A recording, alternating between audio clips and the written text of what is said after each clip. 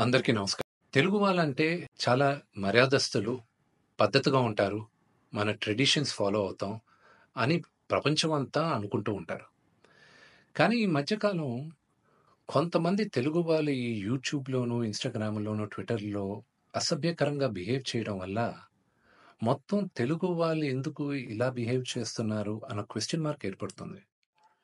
ఒక 2, 3 రోజుల క్రితం నా తమ్ముడు 'సాయిధరమ్ తేజ్' హనుమంతు అన్న వ్యక్తి వీడియో ఎందుకిలా చేశాడు అని క్వెషన్ చేసేసరికి అది ఎంత జుగుప్స్‌గా ఉండిందంటే ఆ video Telangana chief minister, deputy chief minister, DGP వీళ్ళందరూ రియాక్ట్ అయ్యి యాక్షన్ తీసుకుంటారని చెప్పిన దానికి ఫస్ట్ అండ్ ఫార్మోస్ట్ వాళ్ళందరికీ చాలా థాంక్స్. ఈ హనుమంతు కూడా ఒక మంచి కుటుంబం నుంచి వచ్చున్నారు.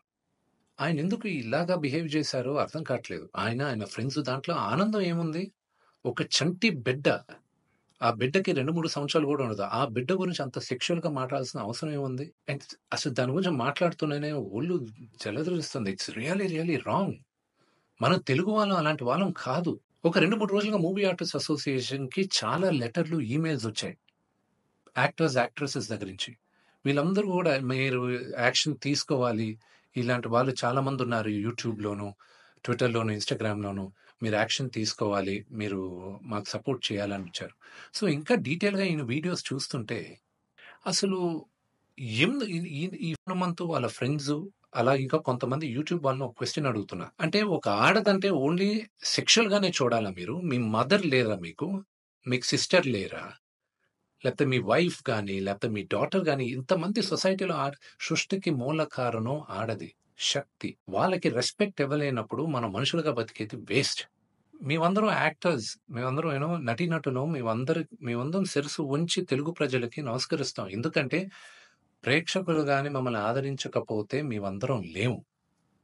బట్ ఒక హీరోయిన్‌ని మీరు ఇష్టం వచ్చినట్టు మాట్లాడేది, ఒక యాక్టర్ వాళ్ళ వైఫ్ గురించి మీరు ఇష్టం వచ్చినట్టు కామెంట్స్ చేసేది, వీడియోస్ పెట్టేది, డార్క్ హ్యూమర్ అని, ట్రోలింగ్ వీడియోస్ అని, దాని కింద మీరు దాంకునేది అది కరెక్ట్ కాదు.